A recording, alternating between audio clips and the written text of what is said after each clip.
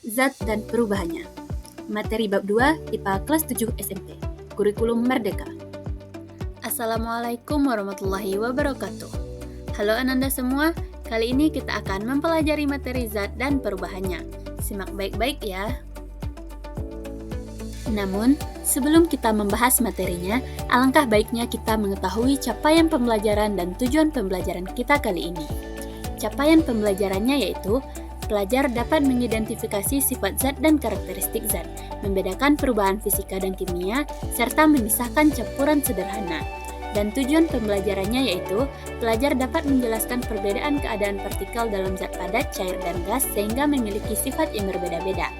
Pelajar dapat menjelaskan proses perubahan wujud zat dalam skala partikel dan menginterpretasi wujud zat pada suhu yang bervariasi berdasarkan data titik didih dan titik leleh.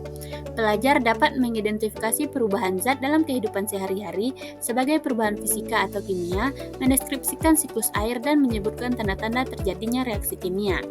Pelajar dapat menentukan massa jenis suatu benda padat, mendeskripsikan pengaruh perbedaan kerapatan zat pada peristiwa mengapung dan tenggelam, serta membandingkan kerapatan zat cair berdasarkan percobaan atau gambar lapisan cairan-cairan yang dicampur. Langsung saja masuk pada topik pertama. Wujud zat dan model partikel. Perhatikan gambar berikut. Kalian masih ingat kan penggolongan benda yang pernah dipelajari sebelumnya di SD? Di SMP, semua benda yang kita kenal disebut sebagai materi. Materi menurut wujudnya dibedakan menjadi 3, yaitu zat padat, cair, dan gas. Contoh zat padat yaitu buku, jam, dan meja. Contoh zat cair yaitu minyak dan air. Dan contoh zat gas yaitu asap dan uap air. Materi adalah segala sesuatu yang menempati ruang dan memiliki massa. Sedangkan partikel adalah bagian terkecil yang ada dalam materi. Model partikel. Model partikel yang menyusun suatu materi berbeda-beda. Berikut adalah tampilan susunan partikel pada zat padat, cair, dan gas. Air memiliki keunikan karena kita dapat melihatnya dalam 3 wujud yang berbeda, yaitu es batu sebagai zat padat, air sebagai zat cair, dan uap air sebagai zat gas. Mari kita pelajari sifat-sifat zat tersebut satu persatu. Zat padat. Sifat zat padat antara lain: 1. Memiliki jarak antar partikel yang sangat rapat. 2. Gerak antar partikel tidak dapat bergerak bebas atau berikatan dengan kuat. Dan 3. Memiliki bentuk dan volume yang tetap. Zat cair. Sifat zat cair antara lain: 1. Memiliki jarak antar partikel yang renggang. 2. Gerak antar partikel dapat bergerak namun terbatas atau berikatan tidak kuat. Dan 3. Memiliki bentuk yang tak tetap karena mengikuti wadahnya, karena dapat mengalir, dan volumenya tetap. Zat gas. Sifat zat gas antara lain: 1. Memiliki jarak antar partikel sangat renggang. 2. Gerak antar partikel dapat bergerak bebas atau berikatan sangat lemah. Dan 3. Bentuk atau volumenya tidak tetap, mengikuti bentuk dan volume wadahnya. Difusi. Difusi adalah pergerakan partikel dari daerah yang partikelnya lebih banyak ke tempat yang lebih sedikit, sampai keadaannya seimbang. Contoh difusi. Saat kakak hendak pergi, kakak menyemprotkan parfum. Ibu yang jaraknya cukup jauh juga dapat mencium aroma parfum. Hal ini terjadi karena aroma bau-bauan dibawa oleh udara yang merupakan partikel gas untuk sampai ke indera penciuman. Partikel gas bergerak secara acak atau bertumbukan dan sangat cepat sehingga bau dapat dirasakan walau jauh dari sumber bau. Difusi tidak hanya terjadi pada zat gas, namun juga dapat terjadi pada zat cair. Contohnya saat serbuk kunyit yang dituangkan ke dalam air, susu yang dituangkan kopi, dan teh yang dicelupkan pada air putih. Partikel tersebut dapat bercampur karena partikel dalam zat cair dapat bergerak sehingga memungkinkan terjadinya difusi. Perubahan wujud zat. Coba Ananda perhatikan segitiga perubahan wujud zat berikut ini. Sebelumnya kita juga sudah pernah pelajari ya di jenjang SD. Sekarang mari kita bahas lagi. Perubahan dari zat padat menjadi cair disebut dengan meleleh. Sebaliknya, perubahan dari zat cair menjadi padat disebut dengan membeku. Perubahan dari zat cair menjadi gas disebut dengan menguap. Sebaliknya, perubahan dari zat gas menjadi cair disebut dengan mengembun. Perubahan dari zat padat menjadi gas disebut dengan menyublim. Sebaliknya, perubahan dari zat gas menjadi padat disebut dengan mengkristal. Meleleh dan membeku. Meleleh adalah perubahan zat padat menjadi cair. Panas menyebabkan partikel-partikel dalam zat padat bergetar lebih cepat sehingga membentuk sedikit ruang antar partikel. Ikatan antar partikel akan berkurang kekuatannya sehingga terbentuklah zat cair. Kebalikannya, membeku adalah perubahan wujud zat cair menjadi zat padat. Suhu dingin menyebabkan partikel-partikel akan bergerak lebih lambat dan saling mendekat sampai terbentuklah ikatannya lebih kuat antar partikel. Dan partikel tidak dapat bergerak lagi sehingga terbentuklah zat padat. Contoh peristiwa meleleh dan membeku. Ketika lilin dinyalakan, lilin akan meleleh dan kembali padat setelah suhunya turun. Ketika es krim dikeluarkan dari freezer, es krim akan meleleh. Namun, es krim akan kembali membeku saat kembali dimasukkan ke dalam freezer. Magma yang mencair ketika gunung meletus dan kembali padat menjadi batu ketika suhunya telah turun. Menguap dan mengembun. Menguap adalah perubahan dari zat cair menjadi zat gas akibat adanya pemanasan. Sebaliknya, mengembun adalah perubahan dari zat gas menjadi cair akibat terjadinya pendinginan. Contoh menguap yaitu saat merebus air. Saat muncul gelembung di mana air naik ke permukaan lalu dilepaskan ke udara berupa uap air, itu disebut sebagai peristiwa mendidih. Saat air yang merupakan zat cair berubah menjadi uap air yang merupakan gas, disebut sebagai proses menguap. Menguap terjadi pada permukaan zat cair, sedangkan mendidih terjadi pada semua bagian zat cair. Contoh menguap lainnya yaitu saat pakaian basah dijemur, airnya akan menguap sehingga pakaian menjadi kering. Contoh peristiwa mengembun yaitu jendela yang berembun saat hujan dan tumbuhan yang berembun di pagi hari. Menyublim dan mengkristal. Menyublim adalah perubahan zat padat menjadi zat gas akibat adanya pemanasan. Sedangkan mengkristal adalah perubahan zat gas menjadi padat akibat terjadinya pendinginan. Contoh peristiwa menyublim yaitu pada suhu panas belerang padat menjadi gas dan petasan saat dibakar menjadi gas. Contoh peristiwa mengkristal yaitu udara atau uap dingin yang menjadi es dan uap air asin yang mengkristal pada proses pembuatan garam. Titik leleh dan titik didih. Titik leleh adalah suhu saat padatan berubah menjadi cairan. Sedangkan titik beku adalah suhu saat cairan berubah menjadi padatan. Titik beku dan titik leleh suatu zat adalah sama. Titik beku dan titik leleh air yaitu 0 derajat Celcius.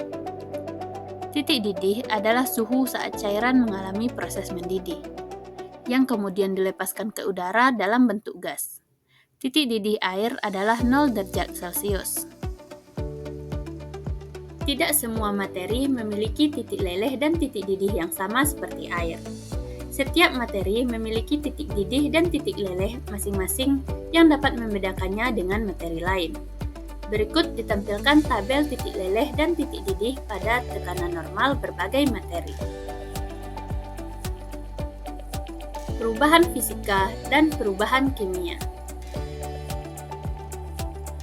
Perubahan fisika adalah perubahan zat yang tidak disertai dengan terbentuknya zat baru dan bersifat reversibel atau dapat kembali ke bentuk semula.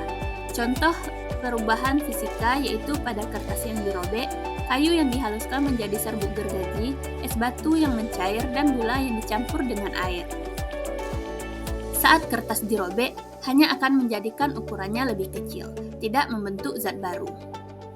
Selanjutnya, es batu yang mencair ketika dikeluarkan dari kulkas namun dapat kembali padat saat dimasukkan kembali ke kulkas. Jadi, bersifat reversibel atau dapat kembali ke bentuk semula. Siklus air. Siklus air adalah proses perubahan dan perpindahan air. Dari awalnya di bumi lalu naik ke atmosfer dan turun lagi ke bumi. Diawali dengan proses evaporasi, kondensasi, dan terakhir presipitasi. Panas matahari menyebabkan air dari laut, sungai maupun danau menguap atau naik ke atmosfer. Peristiwa ini disebut dengan proses evaporasi. Kemudian, ketika uap bertemu dengan udara dingin, maka uap akan mengembun dan membentuk awan.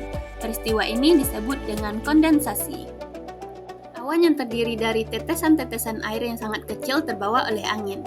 Apabila telah sampai di titik yang sangat tinggi, yang suhunya sangat dingin, maka tetesan kecil tersebut akan bergabung menjadi tetesan yang lebih besar dan akan turun sebagai hujan. Proses ini disebut sebagai presipitasi. Air hujan yang turun di daratan akan kembali mengalir ke danau, sungai, hingga laut. Proses ini terjadi berulang dan terus-menerus. Oleh karena itu disebut sebagai siklus air. Perubahan kimia. Perubahan kimia adalah perubahan zat yang disertai dengan terbentuknya zat baru dan bersifat irreversibel atau tidak dapat kembali ke bentuk semula.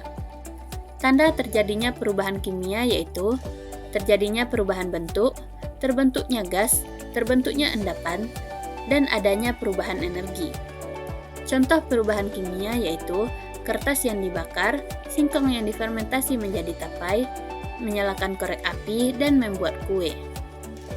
Saat kertas dibakar, kertas akan berubah menjadi abu. Abu tidak dapat kembali lagi menjadi kertas. Artinya membentuk zat baru dan bersifat irreversibel atau tidak dapat kembali ke bentuk semula. Kerapatan zat. Kerapatan zat atau yang disebut juga massa jenis adalah pengukuran massa setiap satuan volume benda. Massa jenis bergantung pada massa dan volume benda. Perhatikan rumus massa jenis berikut. Jadi pada segitiga ini dapat kita lihat ya, jika ingin mencari massa jenis atau rho, rumusnya M per V. Jadi yang dilambangkan seperti P melengkung tersebut dibaca rho. Jika ingin mencari volume atau V, rumusnya M per rho. Dan jika ingin mencari massa benda atau M, rumusnya yaitu rho dikali V. Perhatikan contoh soal berikut. Sebuah batu dengan massa 150 gram dimasukkan ke dalam gelas ukur berisi air. Volume air adalah 50 ml, sedangkan volume air setelah dimasukkan batu adalah 100 ml. Tentukan massa jenis batu tersebut. Mari kita coba menjawab. Diketahui massa benda atau M yaitu 150 gram.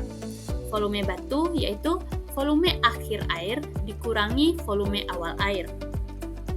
100 ml dikurang 50 ml sama dengan 50 ml atau 50 cm3. Jadi, rho sama dengan M per V, sama dengan 150 gram per 50 cm3. Sehingga didapati massa jenisnya yaitu 3 gram per cm3. Posisi benda akibat kerapatan zat. Massa jenis benda dan massa jenis cairan akan menentukan posisinya. Ada benda yang terapung, melayang, dan tenggelam. Jika massa jenis benda besar dari massa jenis cairan, maka benda tenggelam. Jika massa jenis benda kecil dari massa jenis cairan, maka benda mengapung. Dan jika sama, maka benda akan melayang. Untuk lebih mudah dimengerti dan diingat, perhatikan gambar berikut.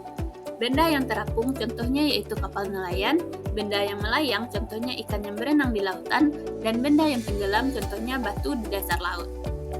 Perbedaan kerapatan zat tidak hanya terjadi pada padatan yang dicelupkan ke cairan, namun juga pada beberapa cairan, bahkan juga pada gas. Perhatikan gambar berikut. Ditampilkan cairan dengan kerapatan yang berbeda-beda. Cairan yang partikelnya paling rapat akan berada paling bawah, dan cairan yang paling renggang partikelnya akan berada paling atas. Contoh pada gas yaitu balon yang berisi helium akan terbang lebih tinggi dan lebih lama, karena partikel gas helium lebih renggang dibanding partikel-partikel udara. Namun, lama-kelamaan gas helium akan menguap dan akhirnya balon akan jatuh. Nah, sampai di sini sudah paham ya Ananda? Mari kita simpulkan pembelajaran kita hari ini. Jadi, materi menurut wujudnya terbagi menjadi 3, yaitu padat, cair, dan gas. Dan perubahan wujud zat ada 6, yaitu meleleh, membeku, menguap, mengembun, menyublim, dan mengkristal. Kemudian perubahan fisika dan kimia dibedakan berdasarkan sifatnya. Perubahan fisika tidak dapat membentuk zat baru dan bisa kembali ke bentuk semula. Sedangkan perubahan kimia membentuk zat baru dan tidak dapat kembali ke bentuk semula. Kerapatan zat atau massa jenis bergantung pada massa benda dan volume benda. Sekian pembahasan kita hari ini. Terima kasih telah menyimak pembelajaran dengan seksama. Semoga Ananda dapat memahami zat dan perubahannya dengan baik. Sampai jumpa di pertemuan selanjutnya. Wassalamualaikum warahmatullahi wabarakatuh.